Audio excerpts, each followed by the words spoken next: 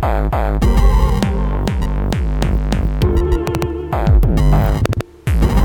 my irrepressible art sluts. It's Allison Moon, and you're listening to the Artgasm podcast, the podcast all about the intersections of art and sexuality.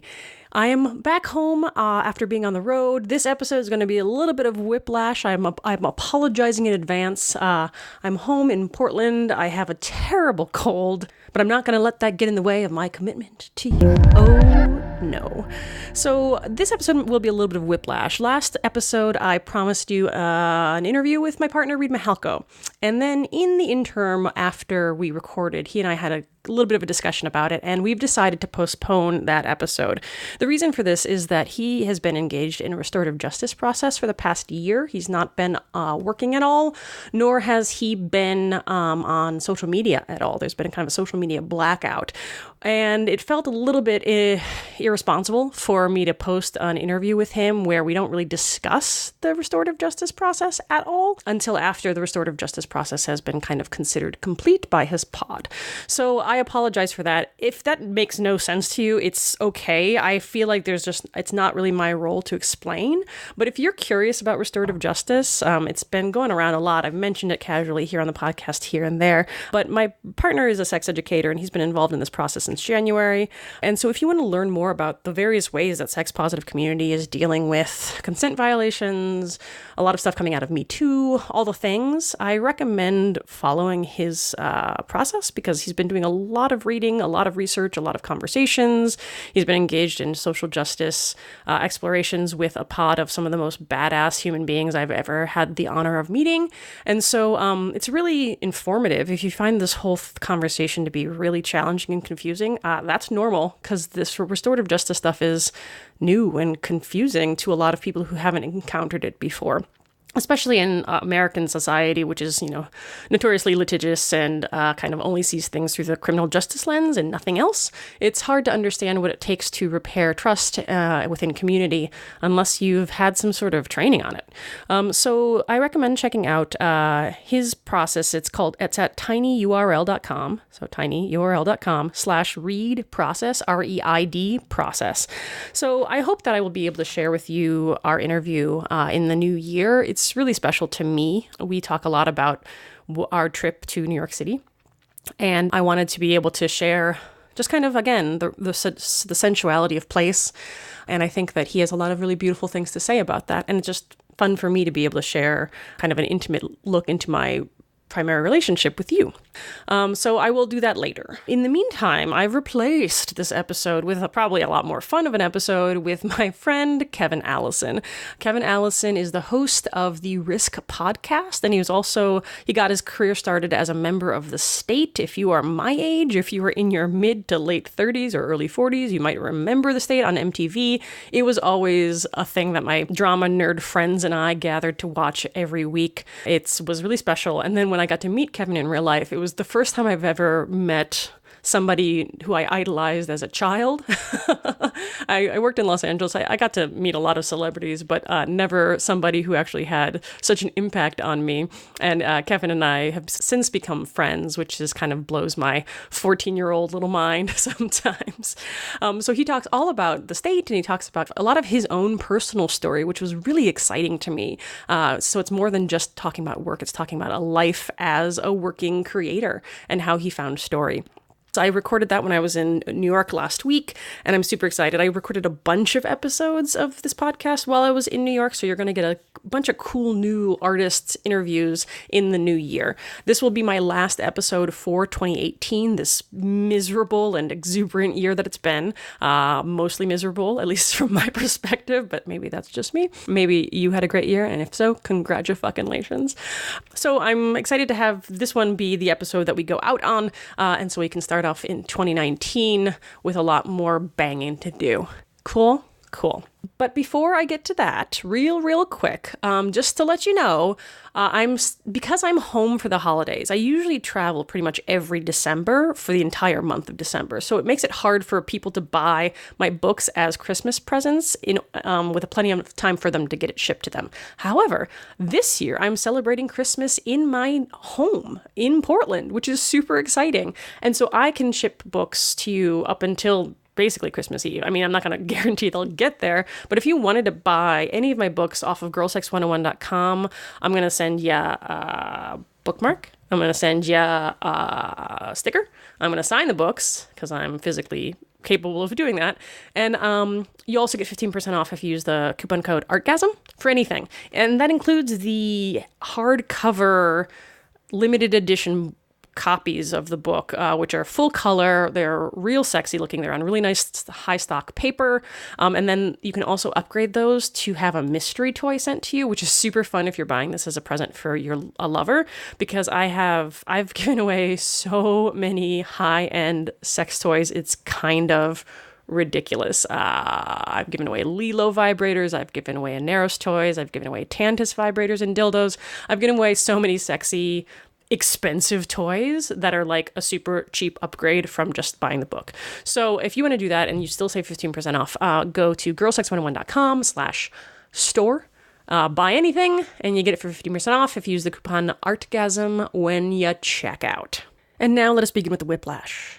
I'm going to take you back to New York because I recorded this introduction back when it was attached to the Read episode, and I like the introduction a lot, and I wanted to share it with you because it fits into pretty much a lot of my feelings of wistful, romantic notions of place and time, and I just really liked talking about it. This was right after Read left the apartment. I was alone in the apartment helping close out this space that meant so much to him, and for me it was kind of an act of devotion to my primary partner and his legacy, really. His feelings, his history. For me, I wanted to honor him and to be of service to him by helping close out the apartment, honoring it, honoring the space, and being the last one to shut the door. Felt like a very powerful act of love to me. So I was really in a headspace of thinking a lot about what that means, what it means to be in love, and what it means to be of service to love, and the many potentials of love, which will all hopefully make sense when you actually listen to the introduction. So allow us to go back in time to a week ago when I was in New York recording this in a quiet apartment at 2 a.m. on a Tuesday. I am in New York City only for another couple of days. I'm alone in this apartment, and I've been having a lot of feels, a lot of capital F feels.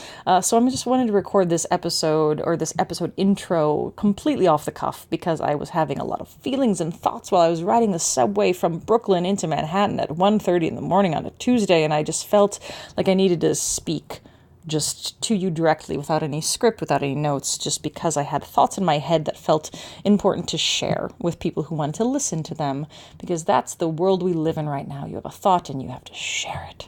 So I'm sharing my thoughts.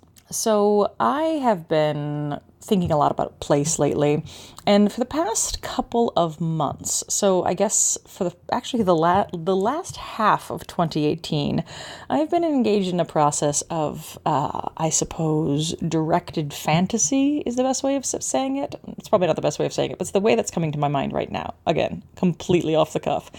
I was interviewing for a job in New York City, and my partner kept his apartment in New York for a long time. I spend a couple of weeks every quarter or so in New York. New York has felt like my second home for a very long time. And for years and years, I always said, like, oh, I love being in New York, but I always want to leave before it gets inside of me. Well, the last time I was here in June of 2018, it got inside of me. And to be perfectly frank, listeners, I liked it a lot inside of me, and I kind of wanted to stay for a little while. So I was interviewing for this job, and I got further and further into the interview process, and it started having me have to think practically about what it would mean to uproot my entire life and move to New York City from the West Coast. And so I was engaged in this very kind of hypothetical, but not completely hypothetical process.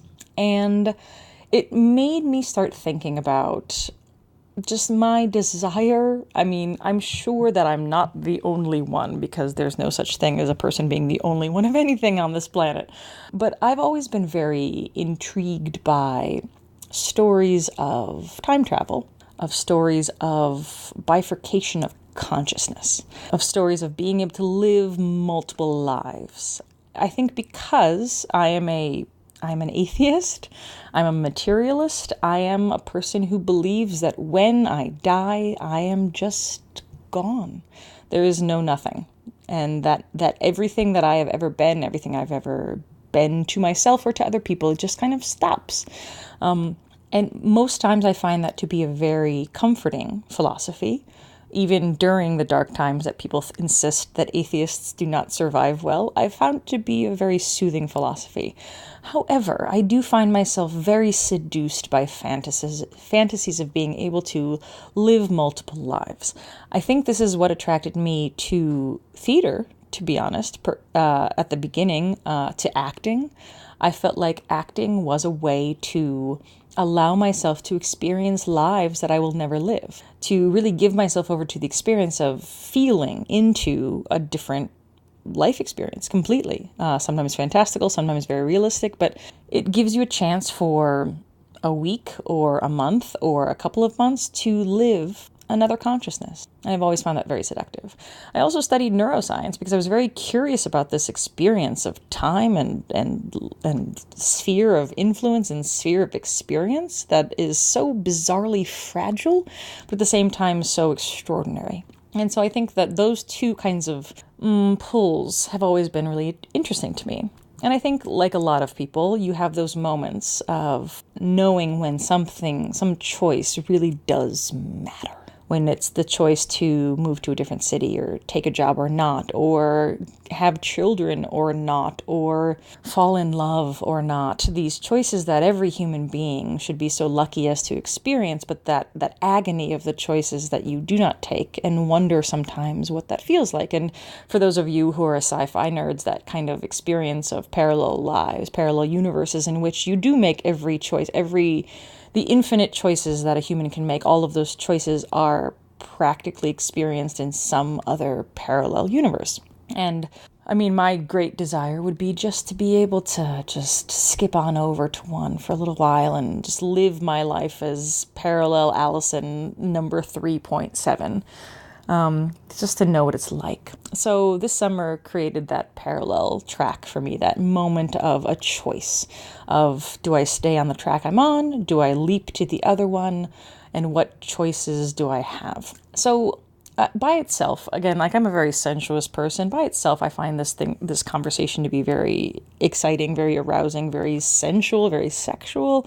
But I think that where this ties interestingly to the practicalities of sexuality, and this is the part that I was thinking about as I was walking from the subway to my apartment tonight, was polyamory, interestingly enough.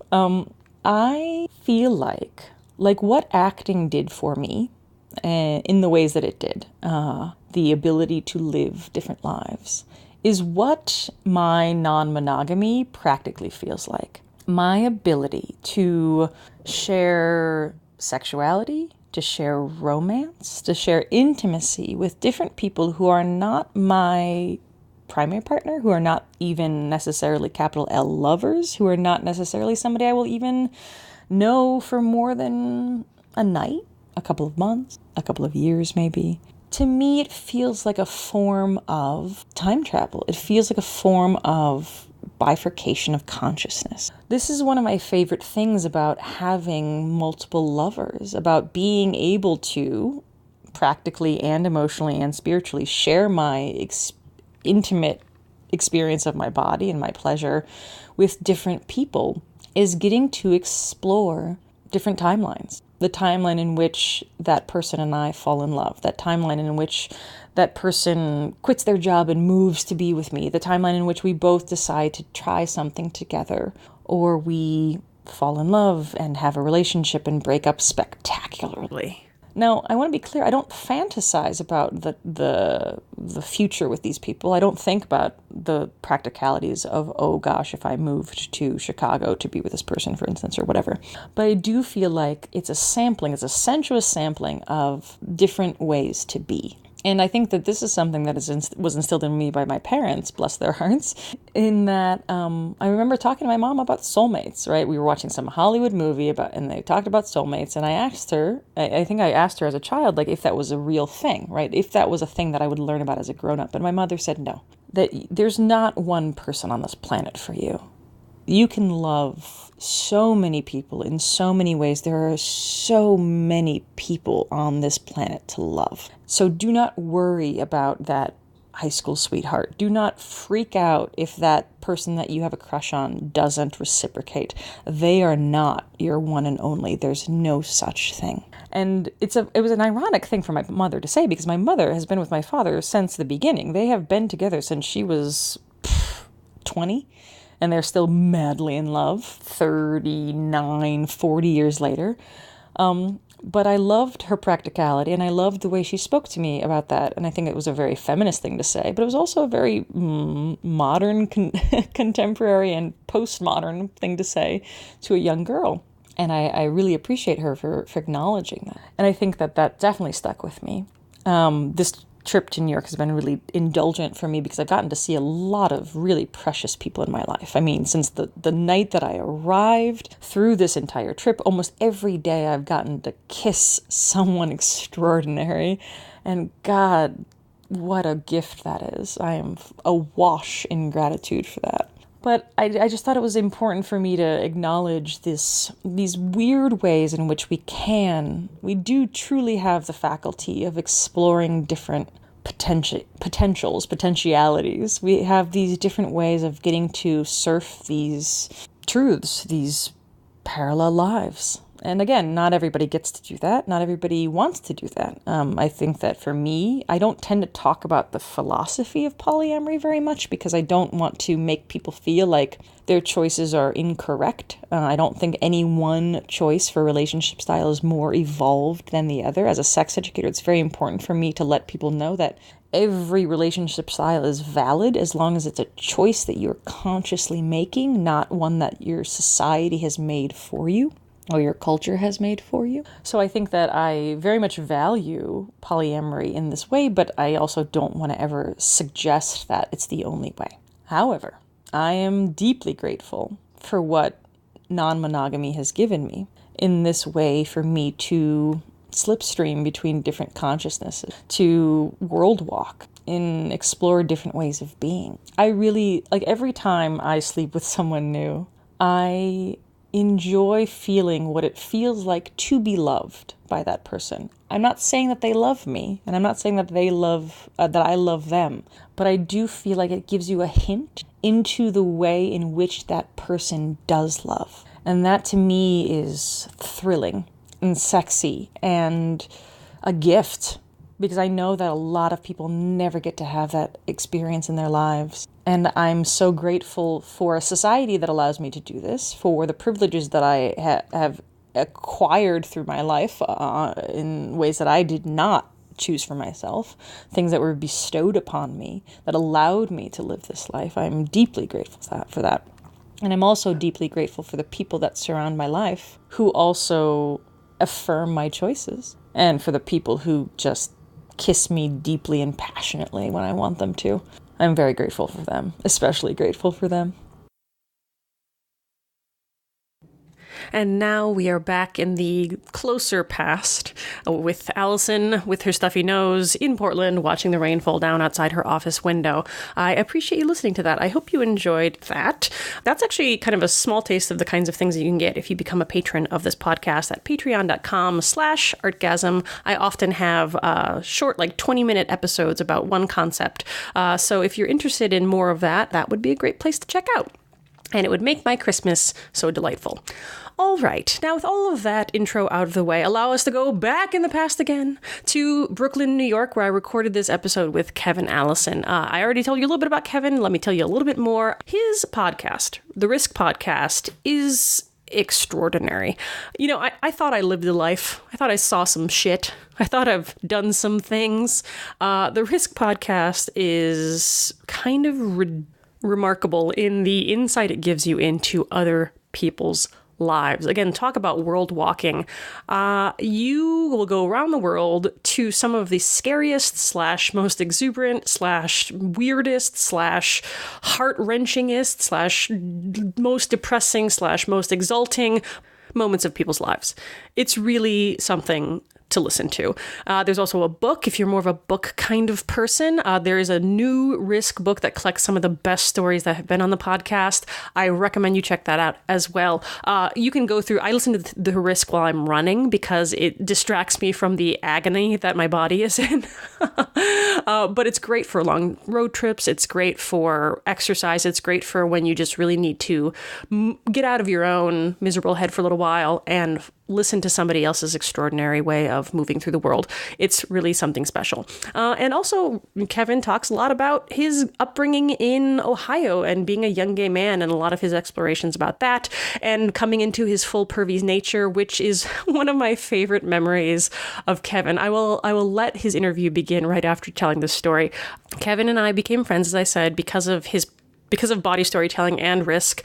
And so I became a storyteller. So I got to meet this guy when I was like super excited about that. All really wonderful. And then once he came to San Francisco to be part of Sketchfest, and Reed and I were throwing a sex party. And so we invited him along. And I remember this moment being so weird. I was having a threesome on this table that we had in our loft, and it was really sexy and really fun. And I look up at one point, and there is Kevin Allison engaged in something sexy with his date on my writing chair.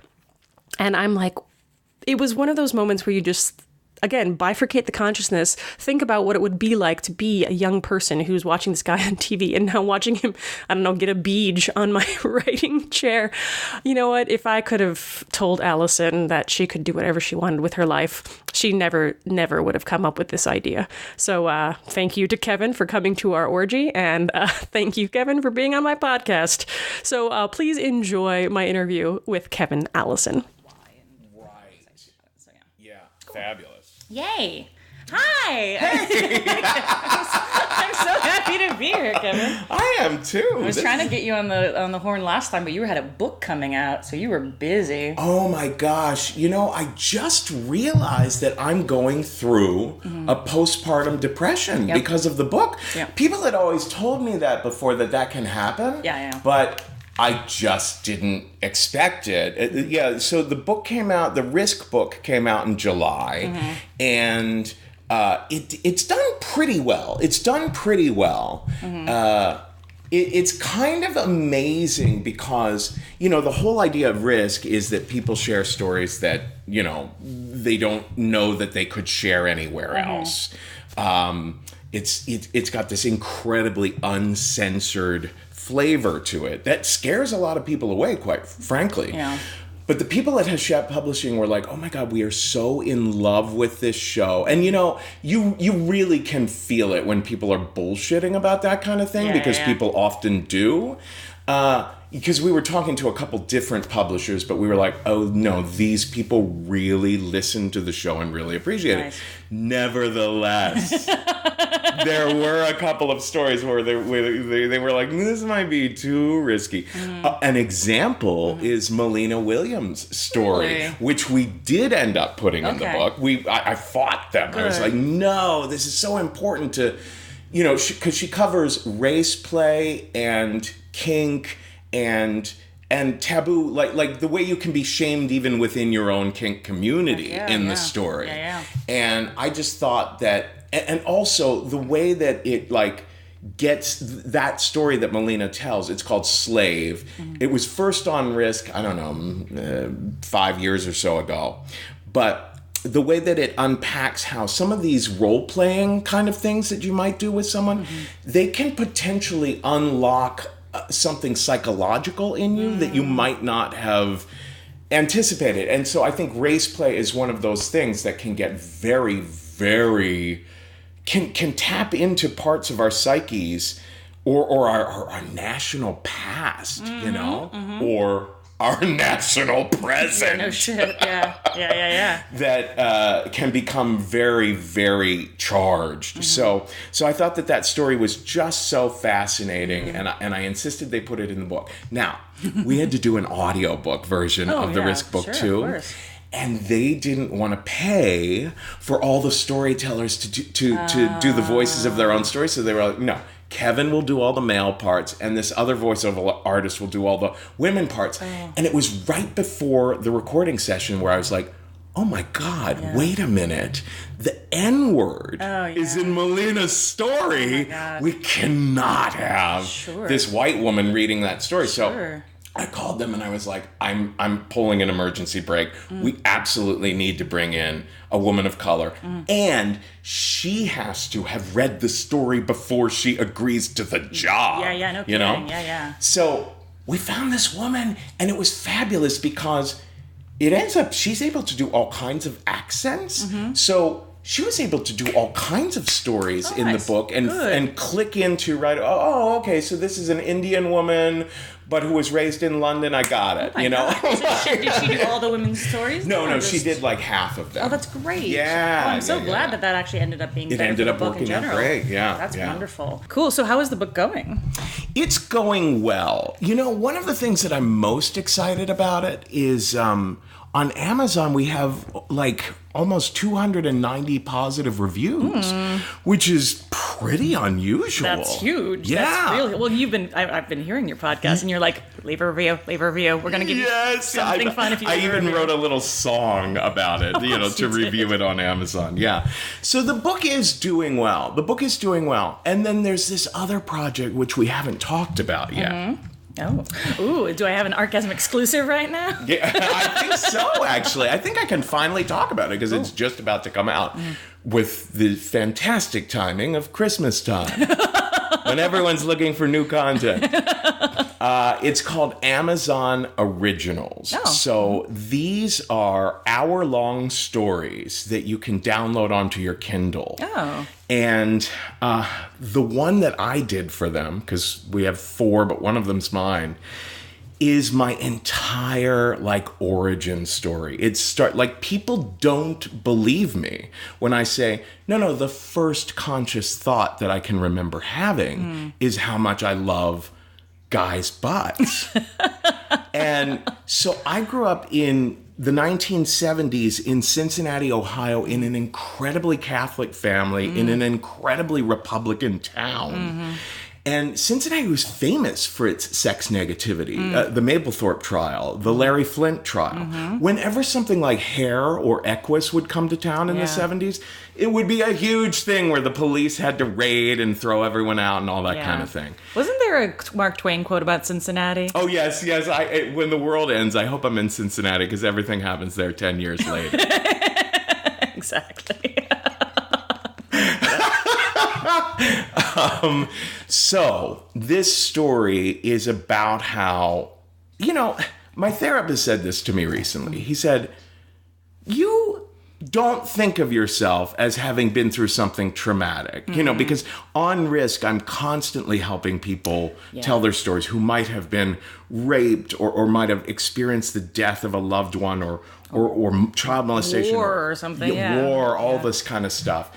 And he's like, you don't think of yourself as having been through something traumatic, but being a little boy who was hyper aware that he was gay, knew what the words gay and fag meant before going off to kindergarten, and being terrified that you'd go to hell and lose all your family and friends if anyone ever found out.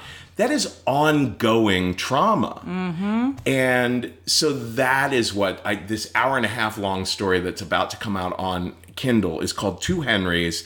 It's because myself and my best friend since the first grade called each other Henry as a affectionate thing. And no one knew you were gay. We were also both very into Broadway musicals.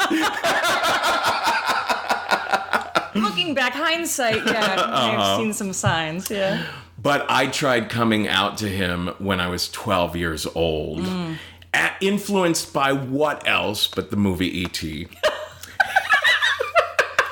Why? Did you have a thing on for Elliot? Yes. You got it. Elliot was a cutie. I was his age at that time, roundabout, whoever Henry Thomas played Elliot. And the movie begins with this boy who is lonely and wants a best friend, and his, father isn't in the picture, and all the other boys don't seem to understand him. And I've always said that any story with a monster in it who is lovable, like, you know, Creature from the Black Lagoon or Notre Dame or The Elephant Man. I always relate to those people. The monsters? Yeah. Yeah, because I grew up feeling like I was always in love with these beautiful boys, but they'd think I was a monster if I revealed that. Wow. Yeah. Wow.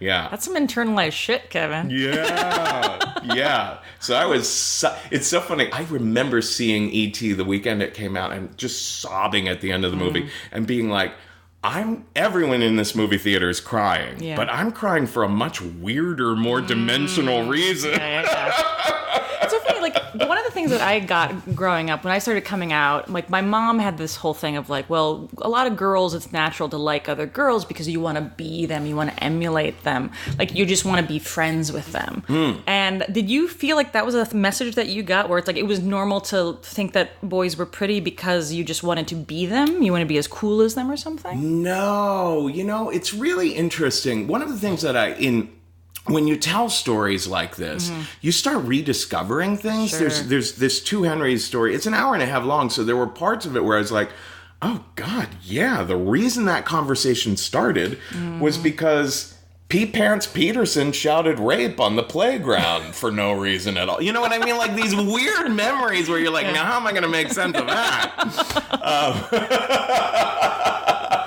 Wow. But no, one of the things that I noticed in the story, I was like, oh, I spent so much time alone as a child, listening to records and reading books and going off into fantasy land that I missed out on a lot of the sex talk that other boys were having, because they were having those conversations on the soccer field or while playing baseball or football or the shit that I was avoiding at all costs. Yeah.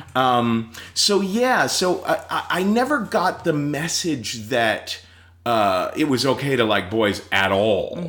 Early on in the story, Two Henrys, I'm 5 years old, and the boy next door sits me down, and he's like, you know the word gay and fag, that those mean lame and disgusting. But do you know why? Oh, whoa. It's because it also means a boy who likes boys the way boys are supposed to like girls. So that's why it means lame and disgusting. Wow. So I was like, wow, okay, got it. Like, that was very brutal. Yeah. Well, and was he saying it in a brutal way? Like, was he clear about that? Or? He was kind of educating me. Okay. You know, like, yeah, that's the kind of talk I would have gotten more of if I was playing more football and baseball, I think. Yeah. Yeah, I don't think I learned that what the word fag actually meant until I was in high school, because we would just use it so casually. And then I'm like, one of my swim coach was like, don't say that. And I'm like, but it just means, you know, he's a weirdo. And it's like, my swim coach was like, no, it doesn't. And I was horrified when I realized what it meant. Oh yeah, because like I was a pretty liberal kid in a liberal family, so it's just like I had no idea. Oh, I'll tell you a similar story to that. You're bringing up all these story ideas for me. My father was very into the civil rights movement in the late 50s, early 60s and all that. So he like loved Martin Luther King and all that kind of thing. Even was in a march at one point that I think King was a part of. Oh, wow. But anyway, there was a day, oh God, I don't know, I must have been like 8 years old or something like that, where I was yelling at my little sister in the kitchen. I was yelling at her out the screen door to the backyard. And I wanted to call her a bad name, right? And the bad names that everyone used were faggot. She used to call me faggot all the time, and I would call her that too. I mean, it didn't make any sense. Yeah. But I knew what it really meant, etc. But anyway, so I was reaching, and I decided to try a different bad word. So I went for the N-word and yelled that at her. Wow. My father went red. Yeah. He picked me up, and he threw me up a flight of stairs, and my back hit off the wall. Like, it was... My father was the most peaceful, gentle guy you could have met, like a real teddy bear. Yeah. And this just unleashed this terrible anger in him. Wow. And the lesson I took from it was like, oh, it's terrible to call someone the N-word, but it's apparently okay in our house to call someone faggot. Whoa. Yeah. Wow. Yeah. That's a lesson for you. Yeah. Isn't that fascinating? Yeah. And people talk nowadays like, you know, right-leaning people are so annoyed by all these distinctions we're making around this kind of language. And it's like, No, we're bearing witness to the ways that this kind of behavior and talk affects people in their real lives as they're growing up or just making sense of the world. Sure. Yeah. Well, when you were talking about the two Henry story, it made me think about the very present conversation right now around like whether or not trans women ever had male privilege, right? It's actually kind of alive as a debate because a lot of trans women are like, yeah, totally, because I was perceived as a man, so I did that, but I didn't internalize it. So that's like this extra step. Oh, of course. Because you're being treated as a man, but you don't feel like a man, so therefore it's not, people are responding to you in a way that's not actually true. They're just seeing an illusion. Right. But I feel like it's really interesting because when you apply that to like gay culture too, where it's like there's this level at which like people are responding to you as though you're a heterosexual man and you belong in a heterosexual world, but as a child even you're like, I don't see this the same way you do, and you're treating me like a certain kind of guy I know I'm not, but I have to pretend that I am to survive. And at some point, yes, you will probably break free from that and you will lose a certain level of privilege, but that doesn't mean that there wasn't a discomfort with the way people were treating you your entire life. Oh, absolutely. When I learned what the word irony meant, like, I don't know, in the 6th grade or something like that, I was like, oh, that's what I'm always experiencing when listening to other boys talk. So many gay men have such a powerful relationship with irony. Yeah, we're working on a story right now very much about toxic masculinity. Melanie Hamlet, she worked for this outdoors trip. You know, she was a counselor who would take troubled kids on these trips into the wilderness, and she had this one experience where she was in charge of just a bunch of troubled boys, basically. And she said it was such a fascinating education for her of like, you know, witnessing for 20 some days straight, like how they fuck with each other's heads and how much of it is a mask. Right. You know? Yes. And how damaging it is to them. And then at the end of the story, she's like, wait a minute. I've been doing this shit my whole life too. Because Melanie, considers herself, you know, she's always prided herself on being like the boys and, you know, a wilderness person and all that. And she's like, wait, I do this shit too. I call people pussies. Yep. You know, that kind of thing. Oh, yeah. I've been in personal relationships lately that have been really helping me confront my internalized femphobia. Because, like, I'm a queer woman and I've always kind of been on the butcher side of things, but at the same time, like, I've never dated femmes, and so now that I'm starting to date feminine people, I'm kind of like, I find myself getting annoyed in these interesting ways about like, and like, oh, you're not resilient, or you're not like tough, or all these things that I want a partner to be, and then I'm like, whoa, where is that coming from? Because like, here I am dating people of all genders and finding myself kind of like, oh God, I'm being a shit in my own head about like whether or not people present these not just feminine but weak qualities, because I collapse femininity and weakness together. Yeah. Even as a woman in this world, I'm like, I need to work on that shit. You know? But yeah, I think it's very common in gay male culture too. The whole no femmes, no. Oh God, yeah. It's like, I think Grindr was a real revelation to like the racism on Grindr is astounding. You know, like I mean, I have friends who have shown me, you know, here's a typical interaction. It'll be like, hey, you know, like if it's an Asian guy, for example, you know, like, hey, you're really cute. You want to meet up? And the person will be like, oh, yeah, I'd love to, but I'm running out of town. Like, I'm just passing through and I got to catch a plane. And then they'll be like, yeah, go back to China, you chink. It's like, what? Yeah, it goes like from hey, you're really cute, to a legitimate excuse to instant racism. Yeah, wow. It's really revealing. What does it reveal? Well, I mean, that there's just this, like, I think that a lot of men have this, I want to have you. But I don't want to have to earn you at all. I just want to get you like something I'd get at the deli. Sure. I mean, that's something like we see that all the time now in like the kind of the Tumblr shaming that a lot of women do of men, where it's just like, yeah, like, oh no, I can't make it tonight. And it's like, oh, whatever, fat bitch, I never wanted to fuck you anyway. Yes, that's exactly the same thing. What? That's it. Yeah. So bizarre. Oh my God. Yeah, I'm glad I don't do the internet dating. That sounds like a terrible thing to do.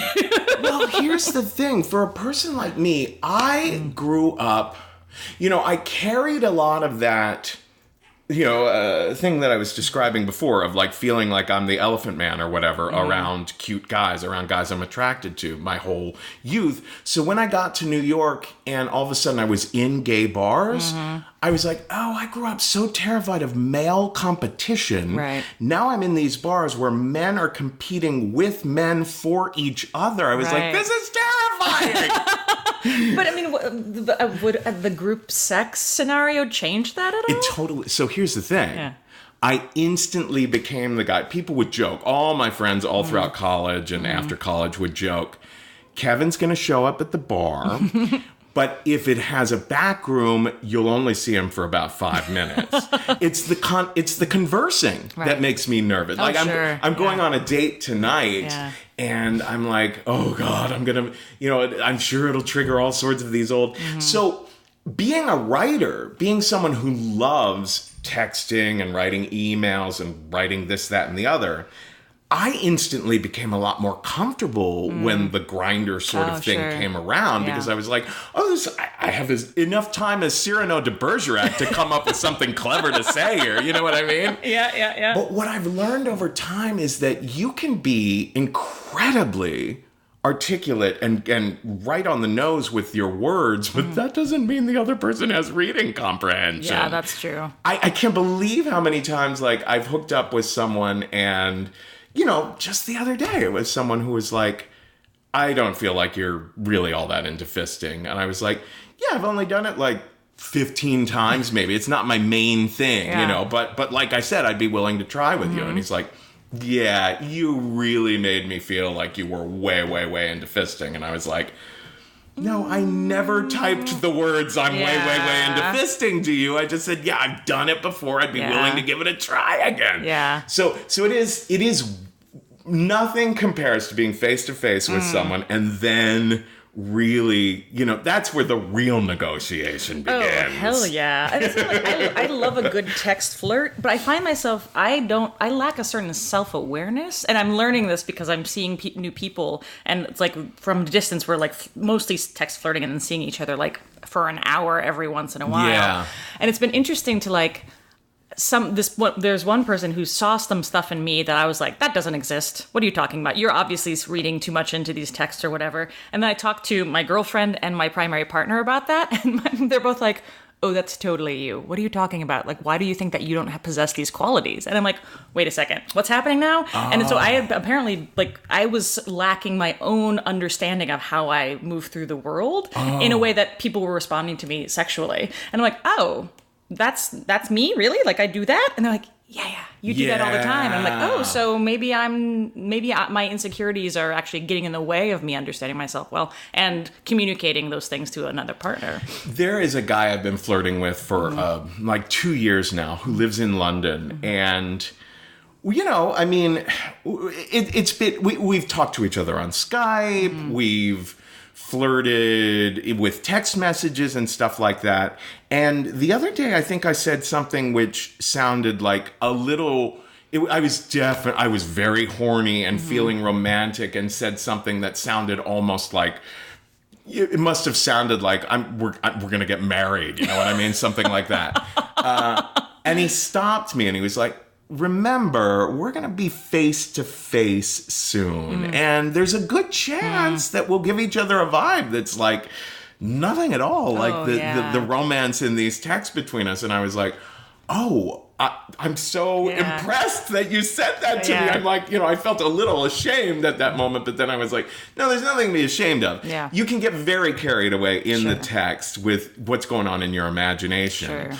But it was very smart of him to kind of check us for a moment and be like, you know, when we're in each other's presence, we might not be feeling this kind of shit we're writing now at all. Oh yeah, like I'm an intensely somatic person, and I'm incredibly like I find myself really responding to the way people smell. Like I'm very aware. So it's like I can be attracted to somebody's brain, but when I nuzzle their neck, if it doesn't turn my brain on, I'm like I'm not going there. I can't go there because it's a fully chemical thing for me. And so it's like I've been in so many situations with people where we're flirting really hot and heavy, and it's really excited, and you make me intellectually turned on, but then when you get in the presence with them, you're like, it's just the pheromones aren't compatible. I'm so sorry. Oh gosh, yeah. I met a guy that I had been flirting with for a long, just very similar to this case I just described. He was from Malaysia, and he came over and met me, and he had breath that I just couldn't handle. Yes, I just couldn't handle it. Sucks because you're just like, can you do something to change your bodily chemistry? Hi, dog. Needed some serious head scratches right now. So, in terms of your relationship to story, like, how does that apply to your dating and flirting life? I mean, you obviously love meeting people in terms of listening to their stories. You know, it's fascinating because risk is so intense that it has a cult following. You know, there are a lot of people that listen to The Moth or This American Life. I assumed early on, they'll come over to us because we have a fairly similar thing. But no, it's like a lot of people that listen to The Moth or This American Life hear a little bit of Risk and they're like, this is just way too uncensored or intense or emotional or whatever. I'm always shocked when like This American Life will say like, so we acknowledge the presence of or the existence of sex in this story as some sort of like trigger warning. Yes. Wow. That literally hearing him say that, because when in 2009 was when it occurred to me I might do Risk, and I knew the name of the series already. I was like, it'll be called Risk, but can I really do this? So I started listening to The Moth and This American Life, and I was like, yeah, but could I compare to them? Could I carve out a niche, that was different from them? Then I heard Ira Glass say, our next story acknowledges the existence of sex, and I was like, there's totally a niche I can carve out. The show where you don't have to apologize that sex exists. Yeah. Wow. Yeah.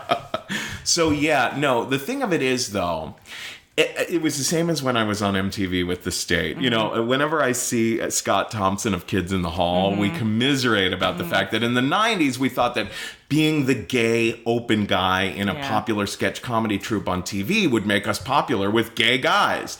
Not at all. Really? No, not at all. Like, gay guys want you to be either a fabulous drag queen or totally beautiful or a straight person who is an ally and totally beautiful. Right. Ken Marino. They want you to be Ken Marino. That's funny.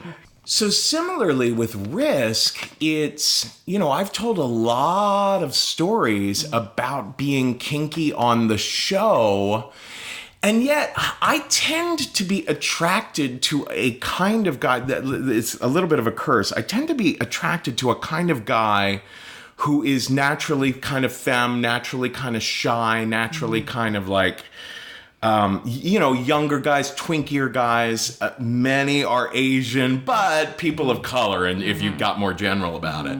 And oftentimes, like, they'll hear Risk and be like a little bit like, oh my goodness, like, you say that stuff out loud? Sure. You know what I mean? Yeah. So, like, the people who are more like, who listen to Risk, who are already kinky and stuff like that, will often approach me, and it'll be like, bears who look like me and all, and they'll be like, I want to get with you, and I'll be like, oh my God, if there's anything I wish in this world, it's that you could make adjustments to the types you're attracted to, the fetishes you have, those nuances of what turns you on. Yeah. I wish we could have more, I wish we could control that more. My therapist is always saying to me, look, you like what you like, but always be pushing yourself to be trying new things. We'll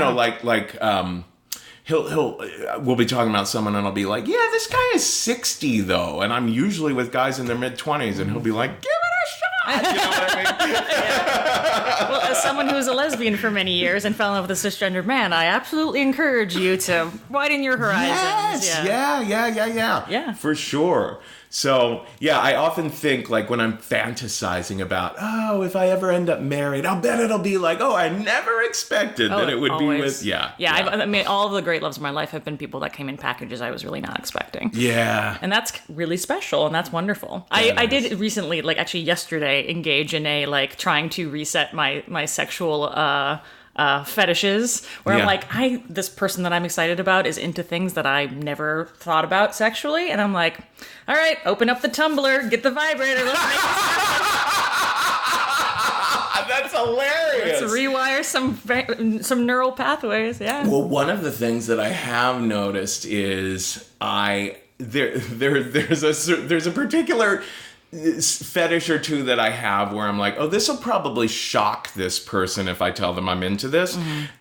So I'll talk about it, and then a year or two later, it'll be like, knock, knock, knock. I tried that thing you're into. Yeah. Want to get together? Nice. That's good.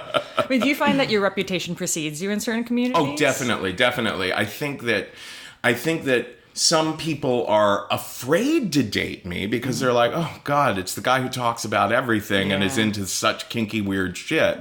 On the other hand, I feel like, personally, I feel like the more out I am, the less ammo anyone can ever have against me. You know what I mean? Yeah, totally. But I do understand that I always tell guys who date me,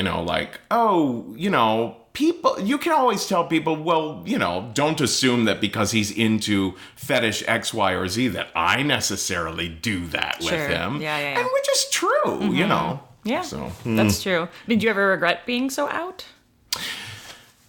No, I feel like it's just not an option. I feel like it's my life calling. It's my duty. When I came out on the state, I wanted to do a sketch called The Jew, the Italian, and the Redhead Gay. One of the best ones. Oh, I love that one. I love that one. No, actually, because I met you through the state, like watching it as a teenager, and I remember seeing that one and being okay with laughing at ethnic stereotypes, which was very edgy for a white girl in suburban Ohio. But just kind of seeing you just kind of indulge in the stereotype in a way that was so ebullient and so thrilling. And I'm like, I want to know this guy. It was great. And it was part of what was happening in that sketch was that, I think David Wayne said, what is a sketch that, because David and Ken Marino and I were trying to write a sketch together, and we had never written something together before. And David said, well, what's a sketch that only the three of us could be in? Nice. And I said, The Jew, the Italian, and the Redhead Gay. And so we literally had to have meetings with our agents and with MTV about the fact that, okay, if we're putting this out there, we're effectively suggesting that Kevin is gay. Oh, because there's no doubt that David was a Jew and Kevin was an Italian. But there was this question mark. Oh, interesting. Wow. Yeah, and when I talked to my agents and the MTV people, I was just like, look, I'm out to everyone I know, and this is going to come out eventually, and I like the way that this sketch just kind of casually throws it out there, as if it's a given and fuck you, whatever. Yeah. You know what I mean? Yeah. Did you get any pushback after that? On the state or elsewhere? From my mom. Oh, yeah. Yeah, so I was in Out Magazine and The Advocate when this happened. Cool. They were like, oh, there's a gay member of the state. So it was so funny because I think Out Magazine was also featuring Margaret Cho in the same thing. And so it described her by some word that ended with O, maybe it was just Cho. Yeah. But under me, it just said homo. Kevin Allison, homo. And so my mom saw that, and I got a phone call. And now I got phone calls from my mom every single week about what was happening on the state, because if there were ever any references to sex or religion, we didn't touch on religion all that much, but there were several times when we touched on it, in a big, big way. Well, and the States was raunchy. Yeah. In a very fun way, a very MTV way. But, Yes. I couldn't imagine my mom watching that every week. She was horrified. She was just like, she would call me and say, well, your aunt doesn't, appreciate this either. And it's like, yeah, well, it's not made for you guys. Yeah. It's more for people of our generation. So anyway, she was distraught. She was like, you're going to ruin your career. You're going to, make your whole life harder by being out like this, yada, yada. And she was like, I'm so distraught that I'm just going to put your father on. So she got off the phone and my father came on and he whispered to me, I'm proud of you. Yeah. That was like, it was such an interesting, dichotomy happening there. And of course my mom has totally come around, Sure. But she will sometimes say, I wonder if you would have been more successful if you hadn't come out, that kind of thing. Yeah. And for me, it was just, I'm just honesty is just so integral to who I am that I just didn't see that I could be any other way, I don't think that being out in the 90s hurt my career at all. I think that more I shot myself in the foot with stage fright and social anxiety and not being up on stage as much as I could. So Risk was a real lifesaver for me because all that time, the 12 years after the state broke up, I was trying to be different characters. I would show up at auditions and feel like, don't act too gay, don't be too Midwestern, don't be this, that, and the other. And eventually I was becoming a nothing. Right. Right. Which is hard as a casting director because you want people who are something. Exactly. Yeah. So when I created Risk, the whole idea was, no, here's a place where I can be the weirdest parts of myself, the most sexual parts of myself, the most sincere parts of myself. And it doesn't matter because it's a true storytelling thing where the whole idea is brazen, bold honesty. Nice. So, yeah, it saved my life. It totally turned things around for me. Wow. Yeah. Wow. And so, in those 12 years, you were just doing other people's projects, and this was yours. Yeah. During those 12 years, I was mostly cater waitering or other survival jobs, avoiding getting up on stage because I was so scared. The state was a very male hetero group. Yeah. It was 10 guys, 1 woman, and all the guys had grown up being called theater fags. So they had something to prove. You know what I mean? Yeah. So that kind of toxic masculinity was happening in the group where Carrie, as the woman in the group, was really good at snapping back with whenever a misogynistic joke was made. Nice. Kevin was not good at snapping back when a gay joke was made. Interesting. So yeah, it was I felt, by the way, that's, if you can hear that, that's Donkey, my cat, scratching at his litter box. He's now very happy having eaten. Yeah. I've had so many cat cameos on this podcast. It's totally fine. It's really fine. Yeah. So I left being in the state feeling a little bit scarred, feeling like, oh, comedians are mean, and I'm too weird for this industry, So what a lot of the other guys were doing was stand up and writing and trying to get a new project going in LA or New York, and you were kind of like, retreat. For example, I wrote I pitched a show to Comedy Central where I was the gay, sort of like Andy Warhol living in the East Village in the 90s, whose apartment was like the Grand Central Station of all the crazy weirdos in the village. And in the plot of the thing, my trailer park parents from down south lose their trailer or whatever and have to move in. Oh wow. That's a great pitch. That's a great concept. Yeah. So I was trying stuff like that, but here's the thing, that might be a good then there was another that was a cater waitering show. Those might be good concepts, but because I'm Kevin Allison and I don't have heat behind me, they're like, yeah, that's a great idea. And then years later you see a cater waitering show. Right. Yeah. Because it's got, well, actually Ken Marino. Yeah. That's the state Yeah. That's funny. Yeah, a lot of people from the state were on it from small places, weren't they? Yeah. I could be wrong about that. Yeah, it's a great show. Sad it only lasted a couple seasons. Yeah. Yeah, my beloved Jane Lynch was on that. Aww. I had a huge crush on her when I was working in LA. Oh, that's cute. Yeah. Speaking of older women and older people, sometimes you just got to go outside your comfort zone. Absolutely. So Risk happened, and so did you start with wanting to tell your own stories, or was it kind of like just wanting to curate other people's? What happened was I did a show at San Francisco Sketch Fest in 2009. Yeah, in 2009.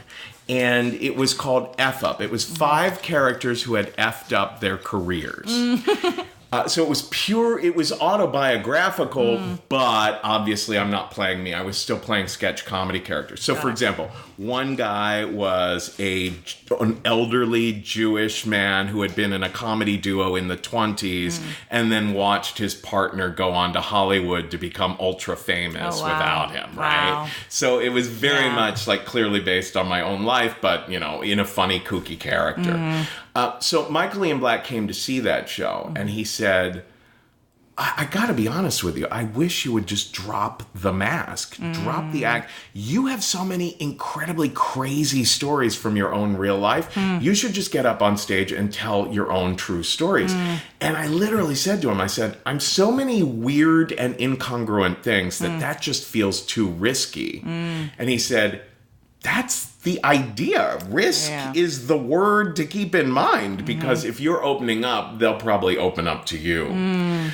So I was like, I took a plane home from San Francisco to New York thinking about what he had said, and I thought, the riskiest story I can think to tell would be the first time I prostituted myself, which was when I was 23. It was right before the state was picked up by MTV. I just thought, admitting that you tried to sell your body for money is gonna like totally freak people out. So that feels risky to me.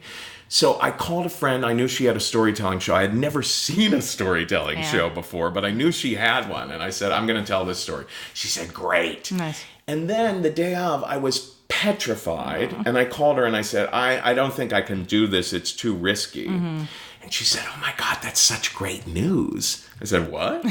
She said, on the day of, someone usually tries to cancel saying, I can't tell this, it's too risky, but if I can convince that person to do it, that's going to be the story that knocks it out of the park that night. That's a great philosophy. Yeah. So I went to the UCB theater that night, and I told my prostituting myself story. And it was interesting because I kept coming up to these parts in the story where I'd be like, oh God, that probably sounded too gay. Or, oh God, I probably sounded too Midwestern and goofy there. Or whatever parts of my personality I'm always insecure about. But people just kept leaning forward more. And the connection was so different from playing a character on stage. And afterwards, I was just like, this is it. I walked down 8th Avenue away from the UCB theater that night. And I was like, I've got to create a show. It's going to be called Risk, because this word just came up twice in the past week. And it'll be where people can come out about anything. Some of the stories will be funny. Some of them will be scary, sexy, whatever. But I'm going to create that show. And I knew 2 things. I knew it had to be a live show.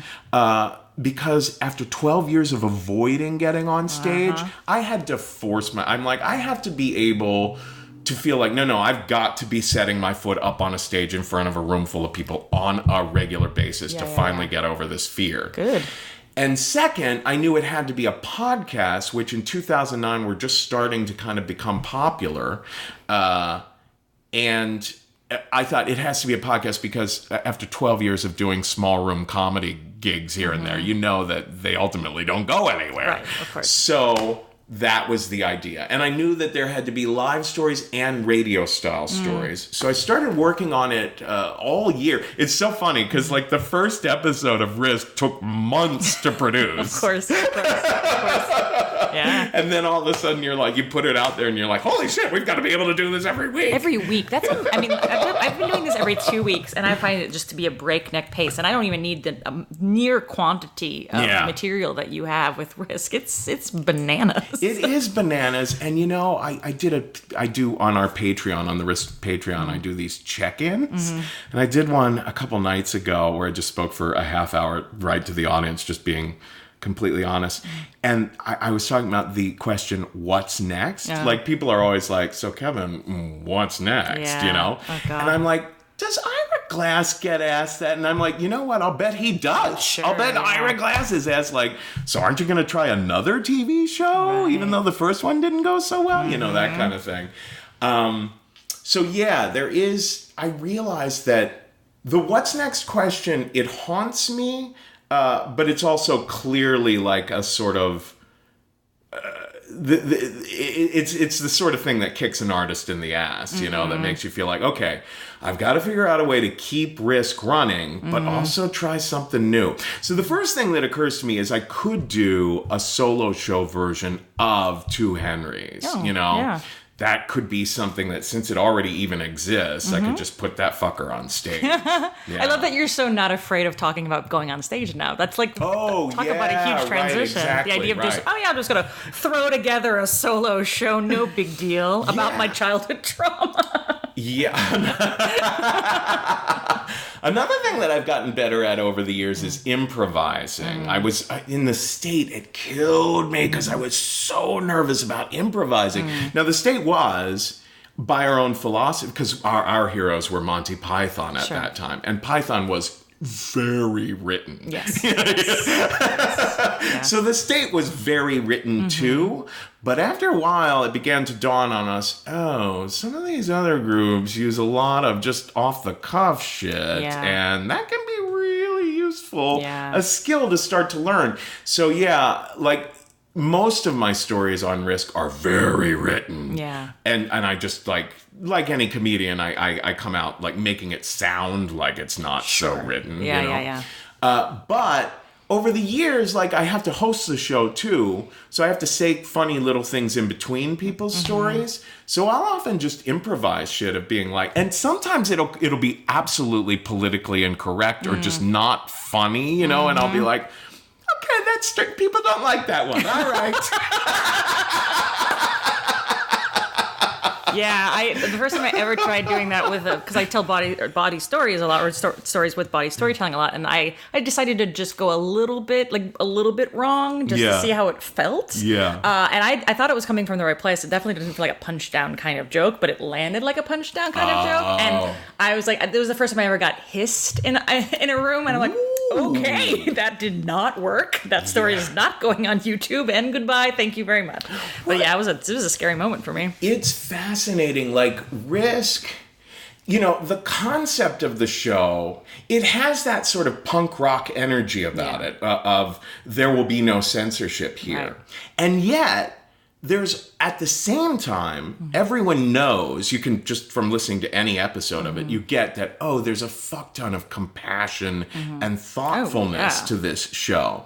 So our audience is incredibly aware of social justice, right? So we get a lot of pushback sometimes when someone does say something that's, not worded especially well, or we'll get pushback when people hear the audience laughing at something that wasn't all that funny, And initially I was kind of worried about that, and then I realized, no, this is a good sign. When people are, sometimes people will write to me, literally email me, shame on you, Kevin Allison. But there have been a couple of cases where it's been really, like, I never just brush it off. I will listen and talk to people about, like, for example, a guy came on to the show once. I don't know how detailed I should get about this, but he told a story about kind of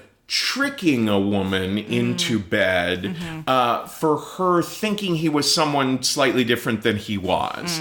And the whole point of the story was that eventually he got to know her and she got to know him. And so there was this, like, revelation that started to open up between them, and he learned something about himself, and that's how we coached it. And while I was coaching him, I was like, stop every minute or so in the story and try to like remember, what was the look in her eyes? What did she actually say? What do you imagine she was thinking or feeling but not saying? All that kind of thing. When he finally told it on stage, he didn't include so much of thinking what might have been going on from her perspective. And when we put it on the podcast, I hadn't heard the story in a long time. It was one of those things where I was just like, oh yeah, that one story we recorded, throw that on there too. And women started writing to me and saying, listen, you might not have an ear for when a man, a heterosexual man, has a little bit of narcissism or sociopathy in him. But we're really hearing that in the, in between the lines of this story. Yeah. And I listened to it again and I was like, oh, wow. And reached out to some women I knew and had them chime in too. And I took that fucker off the show. Oh, wow. Now, when I did it, maybe I shouldn't have made a big deal out of it. You know what I mean? Maybe I should have just silently done that and replaced it with another story. Right. But instead, I came on the show and explained why I had arrived at that position, which made the more rightly, because we do. Risk has like Trump fans that listen to it. Can you believe this? Really? Like the freak show kind of situation?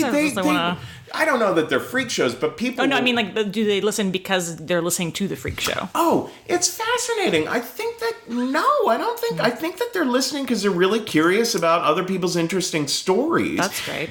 Sometimes people write in, oh my gosh, I am so much less of a narrow-minded person now. This guy just wrote to me the other day. He was like, I caught myself... He's like, I was hanging out with my rock band the other day, and there was a guy in a dress that was near us, and my bandmates started making fun of this person, and I stuck up for that person. Nice. And I was like, I did that because I've been listening to Risk. It's opened my horizons. That's fantastic. But there are other people who write in who are like, how dare you suggest that children shouldn't be kept in cages? And sometimes I have not responded very well to those emails. Those people don't deserve to be responded well to. Come on. Wow. Because like, obviously, in the past few years, I have been just beside myself. I have always been a political junkie, and I think that what happened to those of us who are political junkies in the past 2 or 3 years is that it's become like, oh, this is like a heroin problem now because the politics is so upsetting to be taking in, and I'm still taking so much of it in. So every now and then on the show, I just have to, in the hosting, be like, hey, there's children going into cages. Let's all do something about it, okay? Yeah. You know what I mean? It's like, fuck it. Yeah, good. Thank you. But anyway, wait, I forget what started all that. Well, you have some Trump voters who listen to the show. Oh, the whole, some people saying, oh, Risk is becoming too politically correct. Right. Like when something like that happens where I'll take a story down or I'll say something in the hosting, I will actually do a trigger warning before some of the stories. So some people complain, isn't the whole idea of Risk that it's never politically correct?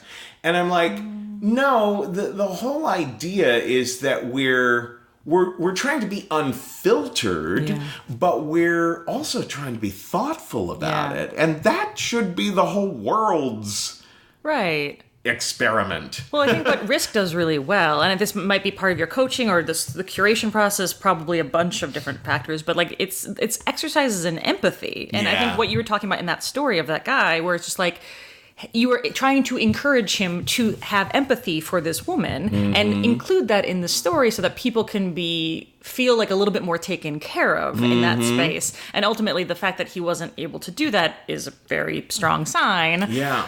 But I think that I've listened to plenty of stories that are from the perspective of a person who was violent or a person who was rapey or a person who was just a bad person. And the story works when you hear them acknowledge Absolutely. where their lapses in empathy were. Absolutely. And hopefully what they learn on the back end of that, or hopefully through the story. Yeah. The best example of that, it was last year on Risk, Melanie Hamlet shared a story about a very, very abusive relationship she was in. And it's in the Risk book as well. It's a remarkable story. It's called Unbreakable. It's the entire episode. Well, a guy heard it, and he reached out to her on Facebook, and he said, I want you to know that story just meant so much to me because I was like that guy. Wow. I was a monster 10 years ago. He had been in therapy for 10 years after his marriage broke up, found out he was diagnosed as bipolar and all that, and had been working on it ever since, and reached out to her and said, no, I was that monster. And she's like, that's the one of the reasons I wanted to share my story, she said, was to help people see that no one falls in love with a monster. Right? Like people... She's like, what is this all for? What are sharing these kinds of stories for if there's no hope for the other character at all? Oh, right. You know? Right. So she's like, no, I would never try to see my former abusive boyfriend again ever in my life. Right. But let's give this a guy, because he wanted to share his story of his marriage. So that became another hour-long episode of Risk called The Monster and the Man. And you can clearly hear in that story, like the very things I was talking about before, you can very clearly hear echoes or nuances of narcissism or sociopathy or whatever. I mean, I'm not a psychiatrist, but... those kinds of things that he was navigating and trying to make sense of and reconcile and atone for by telling the story. And I knew, I gave a big trigger warning at the beginning. Now, he was verbally abusive. He never became physically abusive like in Melanie's story. But I did give a bit of a trigger warning at the beginning saying, you know, some people are going to be very uncomfortable hearing this. And sure enough, there were especially women writing in, how dare you give him a platform to rehabilitate. Now, he went by a fake name. You know what I mean? So it kind of wasn't like he was necessarily like rehabilitating his reputation or anything like that. But Melanie really stuck by him. She was like, no, of course I understand how a lot of people it rubs them the wrong way. But at the same time, she's like, the effort to change and to share about the effort to change is very important in itself. Yeah. Yeah. Well, I find myself really discouraged by a lot of the rhetoric around abuse these days because it feels like a lot of people who just want to pick a side with certain people and just be, you're a monster or you're a deity. And if you decide either of those things, then inevitably somebody's going to do something that rocks your worldview of them. Of course. And I find myself really totally gravitating towards the people who have done lamentable things, who are trying to figure their shit out. Yeah. Or people who have been put on these weird celebrity pedestals who are like, yeah, no, I fucked up because I'm a fucking person. Yeah. And I want more of that because Yeah. I worry about people just needing this black and white, like hero-villain dichotomy that just doesn't exist in human nature. Yes. Yeah. The Me Too conversation was always bound to be very complex and messy. Like one of the things I say on Risk is we don't necessarily endorse or promote or whatever. We want people to be able to come on and admit, I did some messy shit. And, you know, it's so funny. Like sometimes a person will even come on and be like, I'm not drinking anymore, but when I did some monstrous stuff. Let's take a look at it. And then people will write in, oh, so this person is a hero for being able, you know, it's like, well, no, like they're admitting that they did some monstrous stuff. Kind of what we're asking people to do, right? Right? Aren't we asking people to do this, or are we not? I feel like that's exactly the problem. Is we're forcing people deeper into these closets of bad behavior because we're afraid of getting dragged on the internet. And so it's so by telling your story now, it's oh, now you're rehabilitating your reputation. It's or maybe I'm just admitting publicly that I did some fucked up shit and I'm trying to get better at it. Yeah. And it's when we should be honoring that a little bit more, I'd like to think. Yeah. And hopefully we will. Hopefully, because this whole thing is still very, very, very new, I think that people have to be patient and realize that national conversations like this are bound to be messy, and that's okay. I mean, what's worrisome though is when you look back, I watched that CNN show, The 70s, and the episode about the women's movement was devastating because it starts off so fucking hopeful. Yeah. And then you're by the end of it, you're headed toward Ronald Reagan and it's coming. I don't like the way this one ends. So I'm okay, yeah, give it some time and be patient, but at the same time you're also but let's try to be as on our toes as we can so that, Handmaid's Tale isn't next year. Fucking A, man. Fucking A. Yeah. Well, so in doing this work, have you changed your opinions about people in any ways? Or have you learned anything about people that you didn't have in your mind before? Well, I've definitely... It's interesting because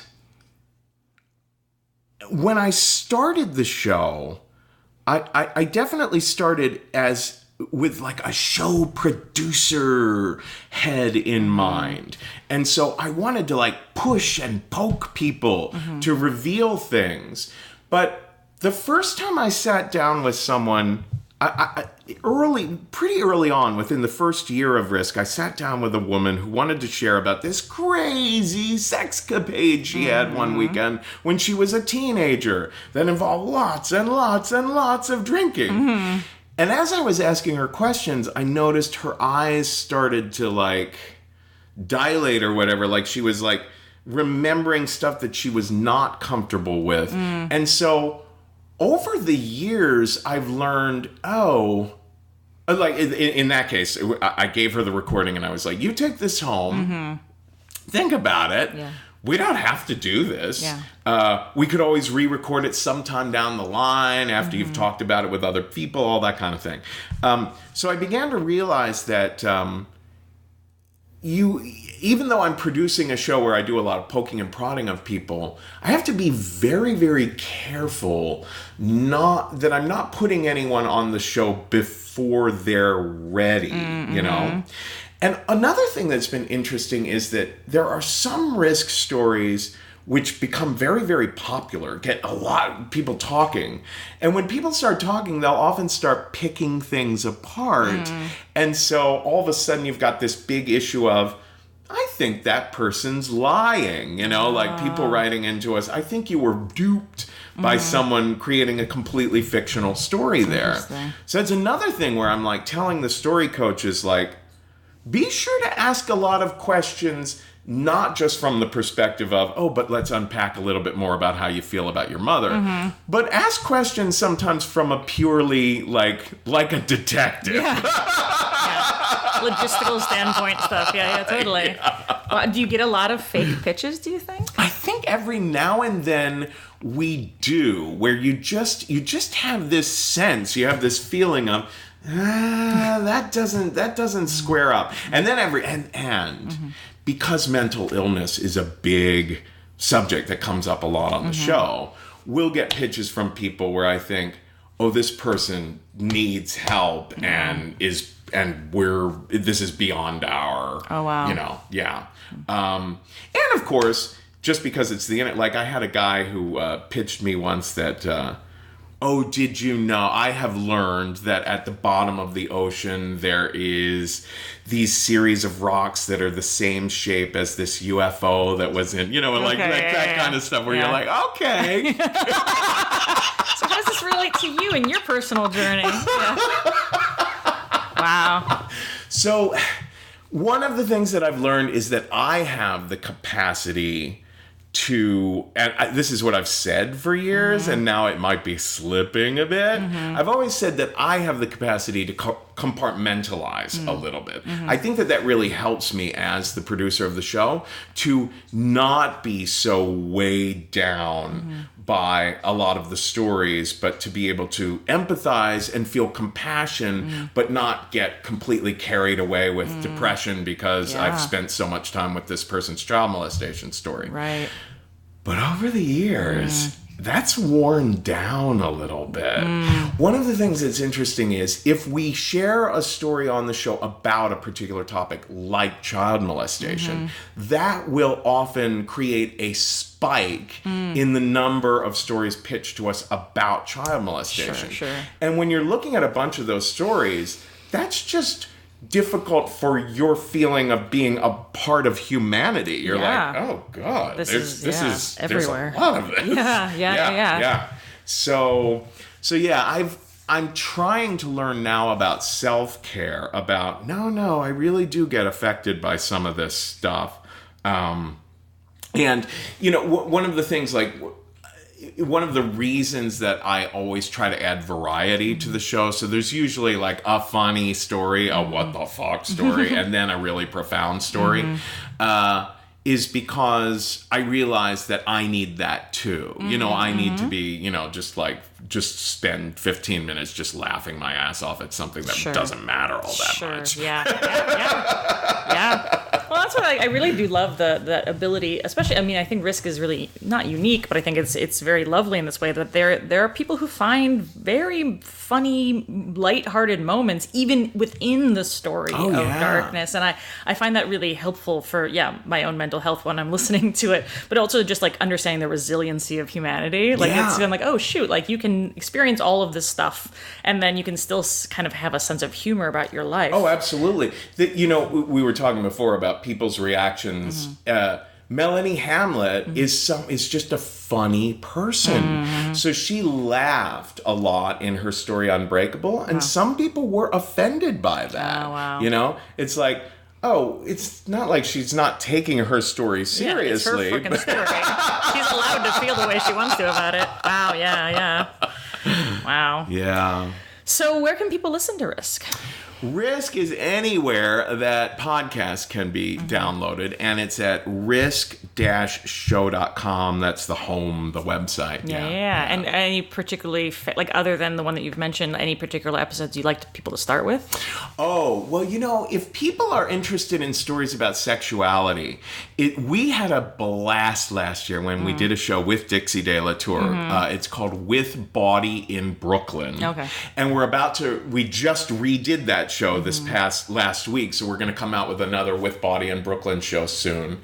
But the story from this past year, the kinky story from this past year that got the biggest reaction from people was a story about scat play. And I had always wanted to get one of those stories on the show. And you've been asking people on the podcast? I had, not on the podcast, but at kink camps and stuff like that. Because people will come out to me about things. I remember going to Dark Odyssey once, and a couple came up to me and started telling me about their experience with that. And they were talking about how it had been the most intimate thing that had ever happened between them. This was a straight couple. And I did my usual thing of, well, if you ever want to tell it, but of course they didn't. But I finally found someone who did want to share about that. And it was similar to this couple in that his story was really more of a love story. And it's a 37-minute long story. It's on the episode called Out of the Blue. The story is called The First Times by D.K. Anderson. And it's about these two men in a dominant and submissive or daddy boy sort of relationship. One's in his 40s, one's in his early 20s. And they keep experimenting. They experiment first with spanking and then eventually water sports and then eventually scat. And what the story is really about is consent and negotiation. Yeah. People always say it's the scat story just because that happens at the end of the story. It's a shocking moment. But I love the story, and I was shocked. I remember running through Central Park, like on a run, just like with my jaw agape, because I was just like, I can't believe this is happening right now. But the buildup was so tender, and again, like it's like an A+ lesson in consent negotiation with a lover. Like, it's one of the best. Like, I wish I could like use it as a teaching tool. Yeah, because it's so damn good. Yeah. And what thrilled me about that was that so many. I thought, oh, this will be the one that people are like, Risk has finally gone too far, and I got one of those emails, and it was hilarious because I said to my therapist, I said, wouldn't you know, it was a gay guy. Because the story is about two gay guys. I was like, it was a gay guy. And he literally started his email being like, I drink piss like anyone's business. But this... A bridge too far, sir. I was like, okay. But anyway, no, what really touched me was how many, like, vanilla, straight, like, even, like, Christian women will write in and be like, I can't believe, but I was really moved by that story. So, yeah. So I'm quite proud of that. Melina Williams, which we mentioned before, her episode called Slave is always fascinating too.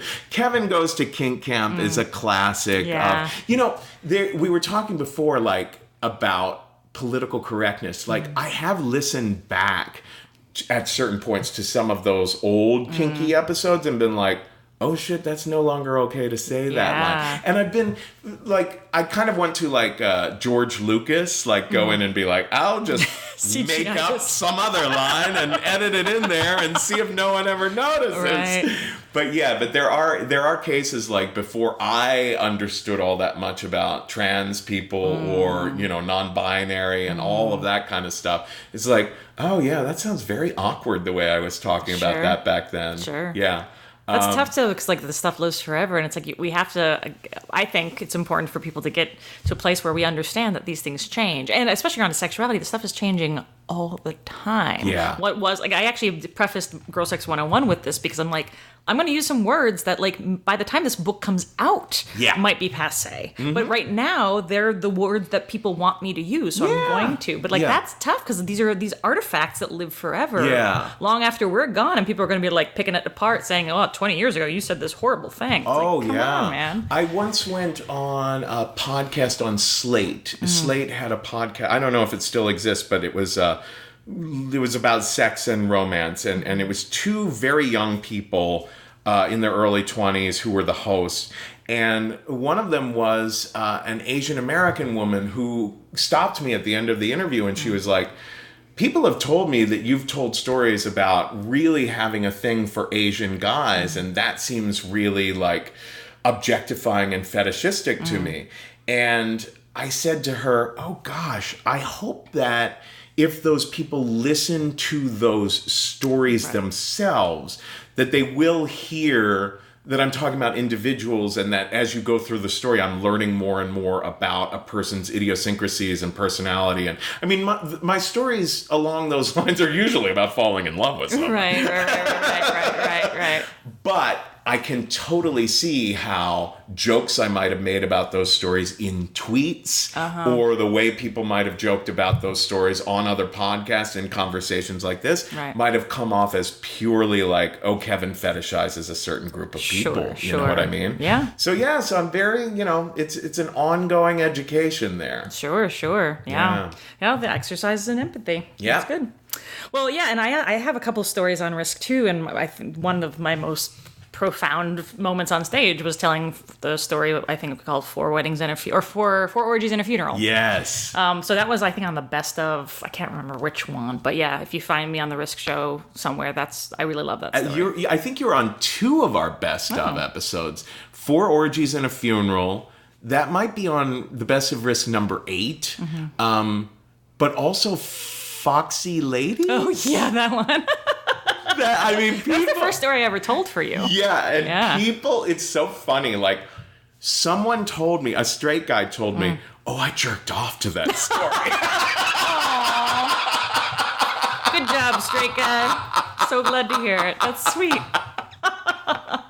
Yeah, well, talk about a story though that like from in retrospect, like the language that I use, like because that story's in a collection of stories from my sex life called Bad Dyke. And so I was at a reading once in Austin, Texas, and it was like at a bookstore. And so I read a little bit from all of my books, and I wanted to read that story because it's really fun. And I, at some point, say like, oh gosh, I just realized this is a gangbang.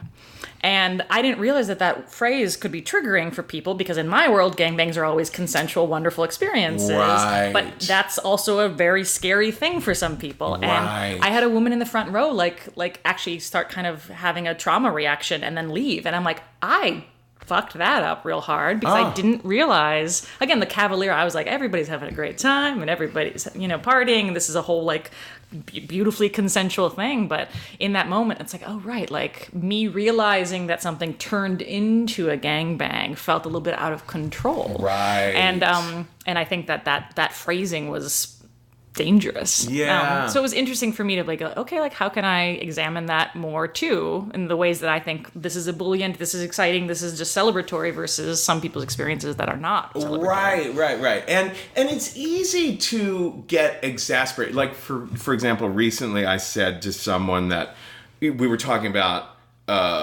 these kinds of words and how to change your language and stuff like that. And I said, yeah, I guess sometimes I can be kind of tone deaf. And the person wrote back to me, yeah, tone deaf is no longer okay. And I was like, oh, yeah, well, I guess that makes sense too. Yeah. Stuff is always changing. But yeah, I think that instead of being resentful and defensive and edgy about it, it's better to be like open and flowing and like you said, encouraging people to not see things as so black and white or fixed or anything like that, but to go with the flow and to be as compassionate as you can along the way. Yeah. Yeah. Word. Oh, Kevin, this was lovely to chat with you. Thank you so much. This was a pleasure. Anything else you want to plug or say? Anyone with a Kindle should look for our Amazon Originals series, which will start after Christmas. So I think they're expecting kind of a January sort of real launch. But yeah, my story, Two Henrys, will be an Amazon original that's for free for anyone who has Amazon Prime, I think. Oh, nice. But it's on the Kindle. And is that something you think we can download on the app, like the Kindle app on? Probably. Okay, cool. Probably, yeah, because it's both audio and text if you want the text. And then there's the Risk book, which is available wherever books are sold, and then just Risk the podcast. We're on social media at Risk Show. Cool. And people can pitch you stories. Yes, please.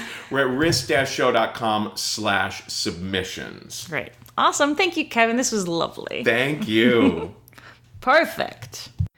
And that is it for this week's episode of Artgasm. Thank you so much for joining me, and thank you for joining me all year this year. This podcast started back in April, and it's been a delight to give you a new episode every 2 weeks, and I hope to continue doing that into 2019. As always, if you have suggestions for guests that you would like me to interview, if you have news articles that seem like they fit really well into this world of sexuality and art, if you want to share resources with me, please do. You can find me on Twitter at HeyAllieMoon. I recently started it off accidentally, but then I decided to get a little bit more deliberate about it. Deleted all of my past tweets. It felt really cleansing. It felt really good. So I'm starting afresh in 2019 with a new naked Twitter stream. So feel free to @ me over there at HeyAllieMoon.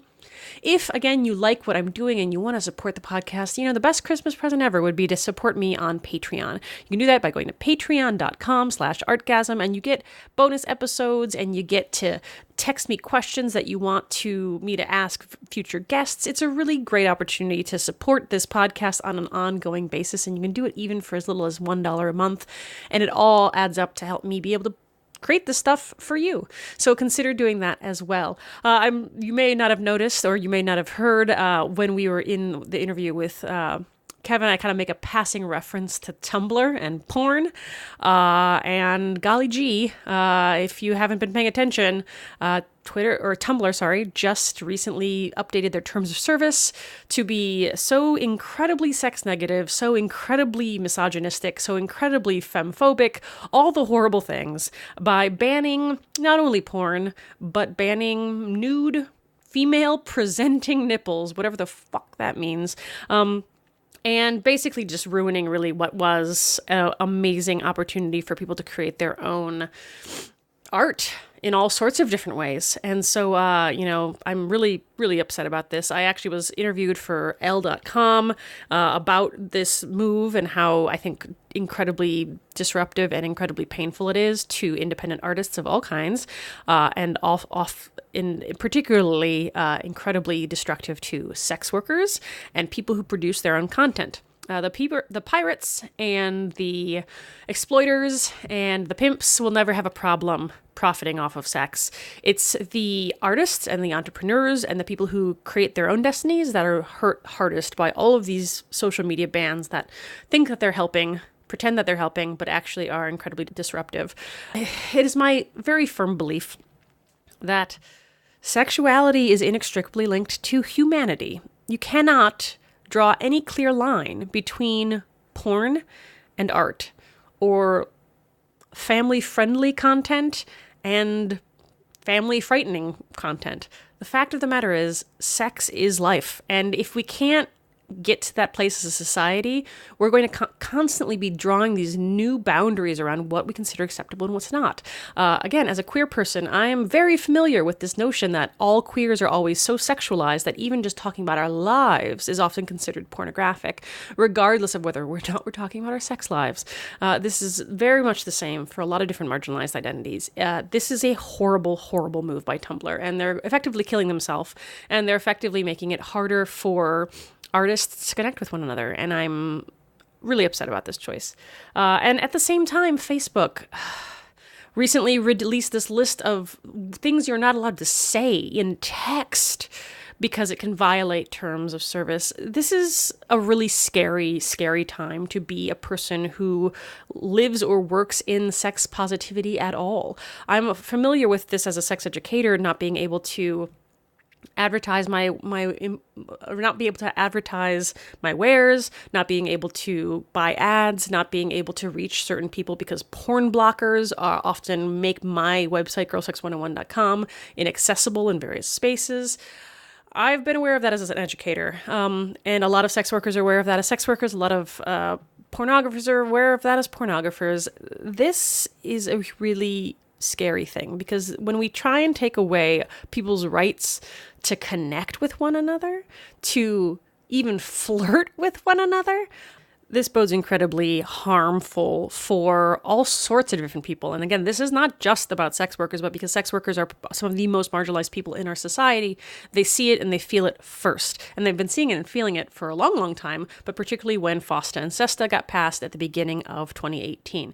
And now it's trickling down, just like we said it would, it's trickling down to just your average people on the internet who just want to be able to send a saucy message to somebody on Facebook, somebody that they're already friends with, or somebody who just wants to be able to see beautiful pictures of people not even engaged in sexual activity. I mean, this is censorship, just straight up mainlining, no artificial ingredients censorship.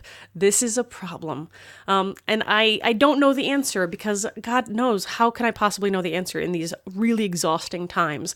But I do encourage you to push back when you see these horrible terms of service. Don't flag people's content on Instagram and on Twitter and on Tumblr. If you follow them and you see something that you don't like, stop following them. Don't flag somebody because they have a nipple or a butt crack. Like, for the love of God, people, we're adults here. Let's treat ourselves like adults. Let's treat each other like adults. Flag some Nazi shit. Let's get rid of Nazis. Let's not get rid of nipples. I just don't understand our society sometimes. Anyway, so RIP Tumblr. It's been a really, really wonderful ride. I'm sorry that I can't continue my sexual readjustments to my new kinks on your behalf. For those of you who enjoy porn, I encourage you to seek out porn and pay for it. This means don't go to Pornhub, but find your independent creators that you think are really worthy of following and supporting, and give them some support. Again, Patreon's not been great about this either. They've also been forcing sex positive stuff either behind a curtain or in some cases kicking them off Patreon entirely. So find the people that you like. Please try and support them, even just by following them in different social media options, but giving them some dollars is always helpful as well. Oh, sorry to end on a rant, but I appreciate you listening. Again, reach out to me. You can find me on artgasmcast.com or artgasmcast@gmail.com, Twitter @HeyAllieMoon. I'm not on Facebook anymore because fuck Facebook, but you can find me on a lot of other places. So please do seek me out. And unfortunately, as much as I hate to say it, I do love using Instagram, even though it's owned by Facebook. And like I said, fuck Facebook. But you can find me on Instagram. Allison_moon is my tag there. All right. Well, enjoy your holidays however you choose to celebrate or not. I will be back in 2019 with a whole new round of new fabulous interviews with extraordinary people, and I hope that you'll join me then. And of course, subscribe on all of your favorite podcast listening devices so that you can get the new episodes as soon as they drop. Until next time, bye.